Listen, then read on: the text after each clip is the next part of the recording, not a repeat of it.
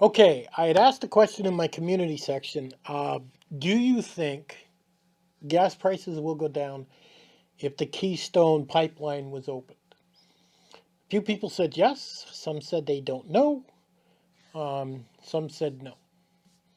The ones that said no are correct. And those people said yes, going to go on, are you crazy?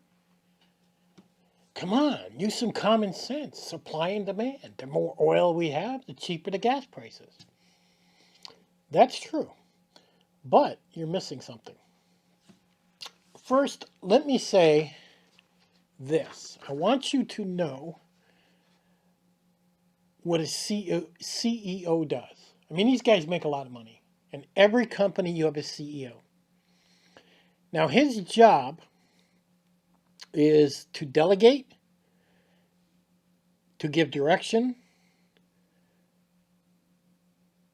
and to make profit. Structure, strategy. I mean, he comes up with all these great ideas, and the bottom line is to make the shareholders more money. That's his job. And he gets paid very well to do it. He's not there to give you lower gas prices. He's not there to lessen the burden on you. He is a machine. His job is to make his shareholders, his investors, more money.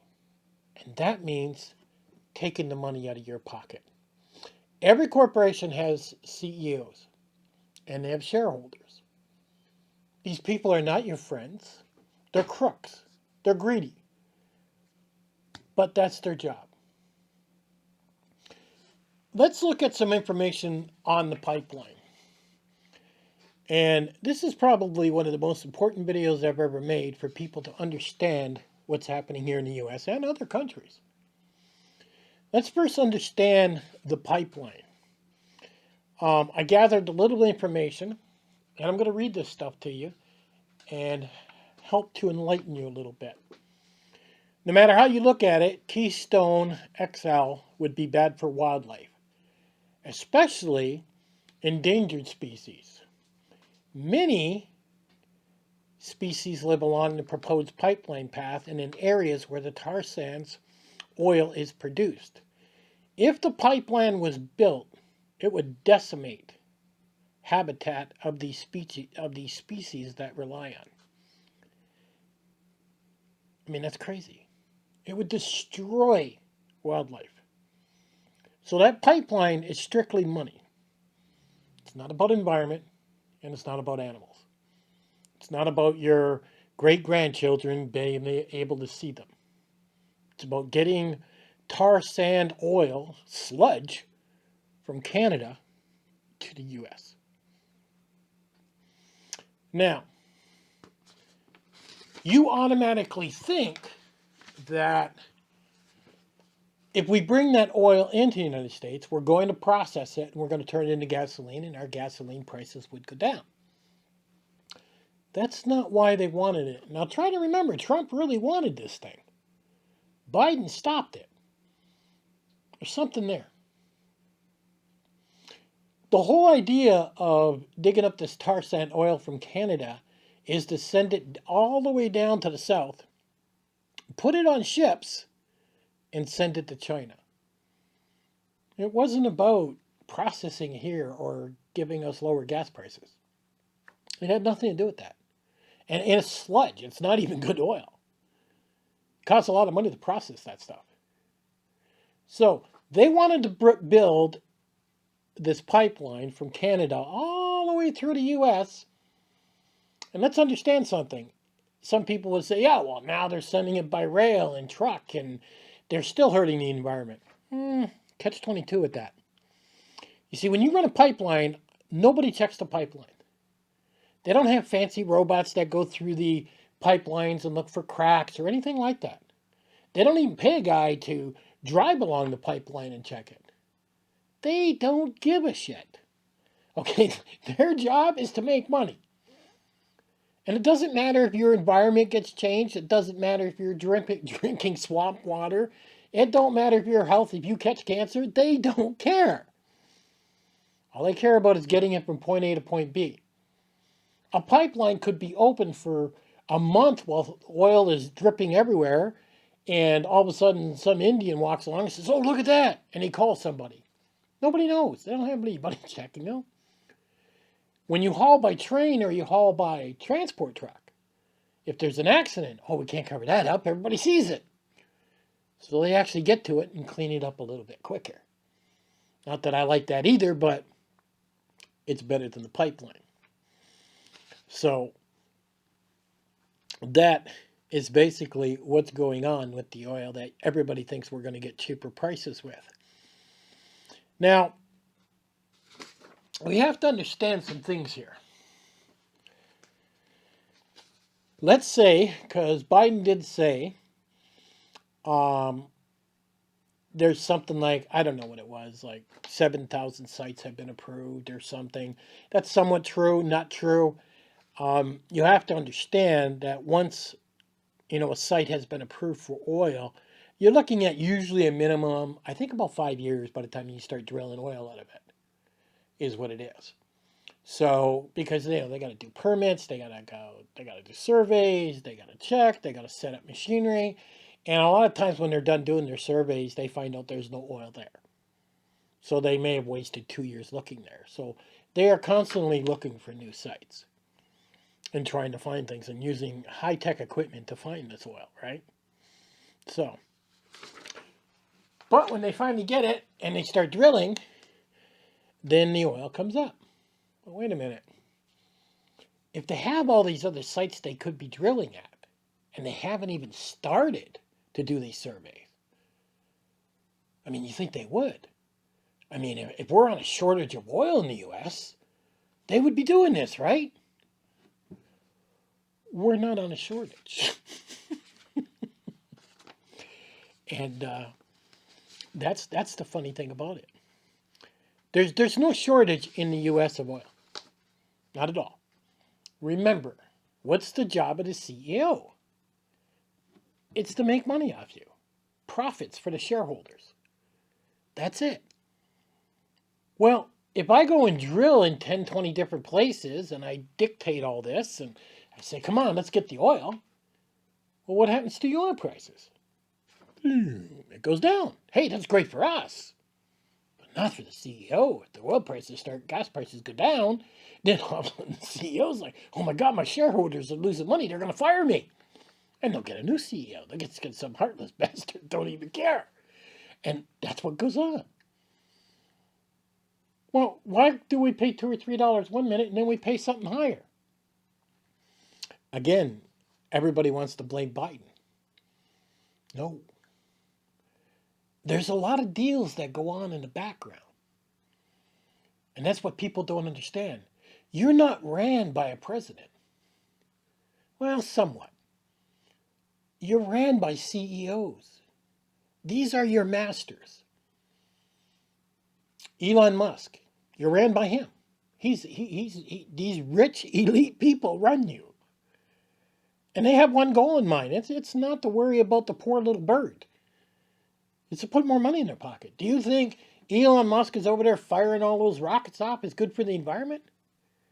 I mean, he's firing those things off every day. I mean, he's pushing. Elon Musk is totally upset with this war because this is going to slow down his process for getting to Mars. I mean, he wants the peace to be done. He was worried about this actually happening.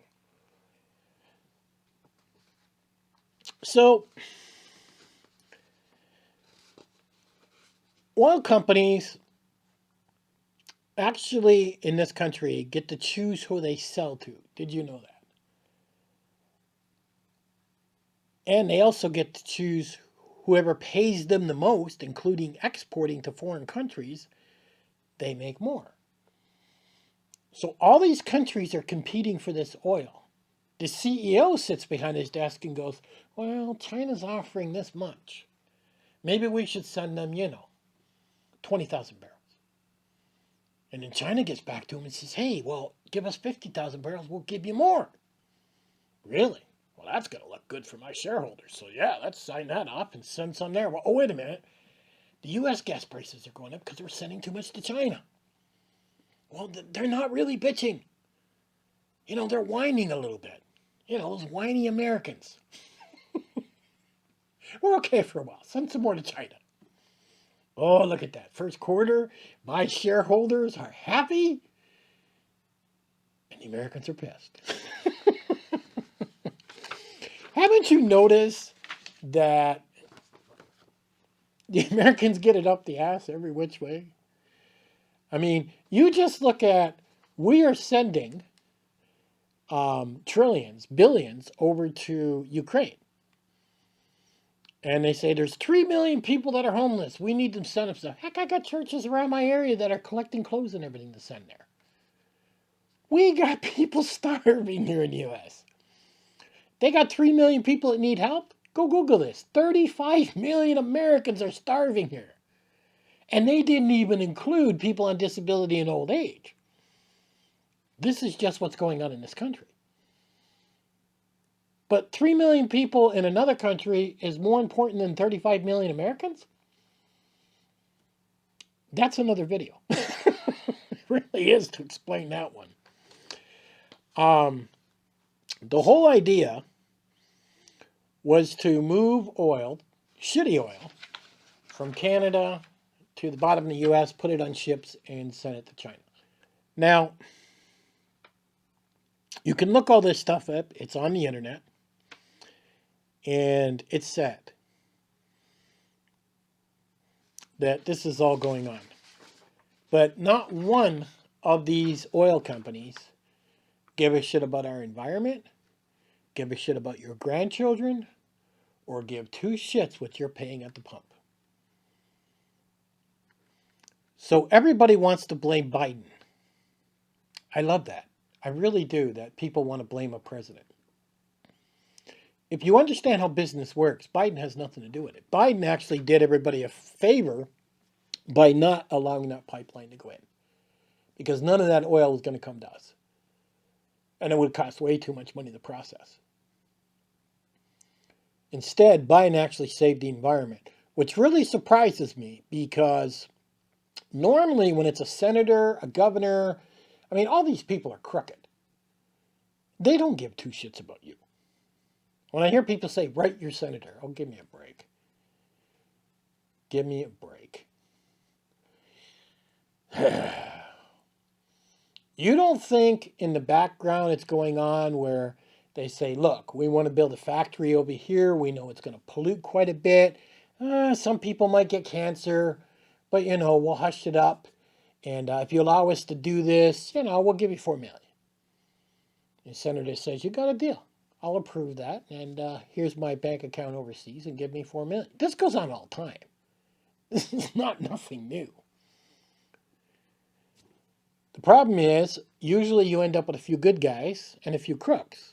Problem is, we're getting more crooks than we are good guys anymore. And that's the dilemma. So is there a shortage of oil in the U.S.? Most people would say, yes, oh yes, we have a shortage. That's why they're charging us more. It's supply and demand. I got bad news for you. There's no shortage of oil. We already produce more than we can use in the U.S. We are not a member of OPEC, so why do we allow OPEC to set the price of our domestic oil? It's simple. Corporate greed, period. It's just to take what money you got. Bleeds you a little more. So let's understand something. Okay? I'm going to have a website link at the bottom, and I'm going to bring it in now so you can start looking at what I'm talking about. But this is what CEOs made for the oil companies in 2017. Now, John Watson from Chevron is getting paid $24 million a year. And he's getting 10% as a shareholder. So he gets paid $24 million a year plus 10% profit of all oil, gas. Oil makes everything. Plastics. I mean, it goes way beyond gas. It's a huge market what oil makes. Medical supplies, you name it. The second guy is Greg Garland from Phillips 66 Company. He makes $23 million. And he gets 20% in shareholder return. And the list goes on.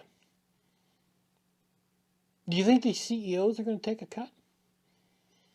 Does anybody that runs a business really deserve $20 million? And that's just the oil companies. I hate to say this, but you're not ran by senators or presidents. You're ran by corporations. The entire United States is ran by a corporation. And all the underhanded dealing in the background is so they make more money off your backs. And that's it. So you got to ask yourself some simple questions. Why did Trump want to bring that pipeline in when it was so horrible for the USA? I'm supposed if I did more digging, maybe where that oil was going to China or wherever it was going, maybe there was some type of kickback there for him or some other type of deal. But it fell through. Why Biden didn't take the kickback and approve it, I don't know. Because I don't trust Biden either. But it's a good thing he did stop it. But the reason you're paying more at the pump is not because of shortages. It's not because of pipelines. It's because CEOs are making their shareholders more money. And that's why you have Biden, you have other companies trying to push electric vehicles. They can't deal with these guys. These guys are like, well, too bad. You don't like my prices? Don't drive. It doesn't matter who they are, they can't put an end to it. No matter who they talk to. So the only way to beat that, and the way the United States works, is, like you said, supply and demand, and to bring in some other form of energy. Even if the batteries cost more, even if the vehicles cost more, bring in the alternative energy. So these pricks don't make the money they're making. And when they stop making this money, maybe that's when the fuel prices will go lower. But until then, you are at the beck and call of your masters. Get on the knees and worship your CEOs because they control your life with the gas prices.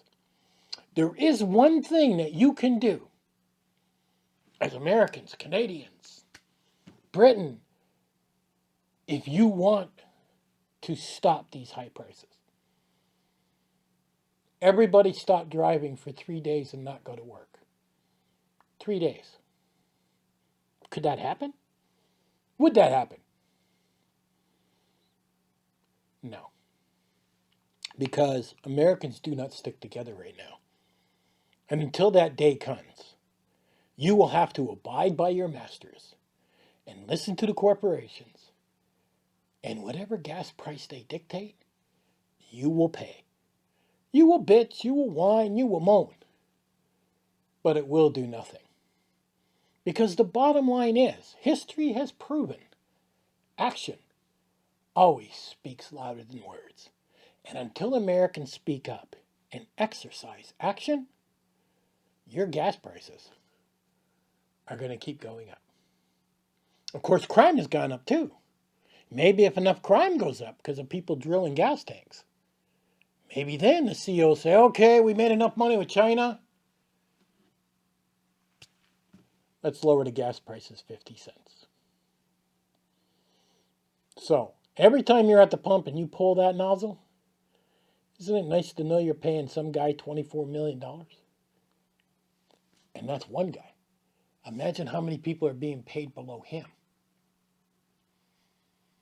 It's crazy. It's a crooked rat race, and you might as well say if Al Capone was around, he would have been into it for sure. There's your answer on the pipeline coming from Canada.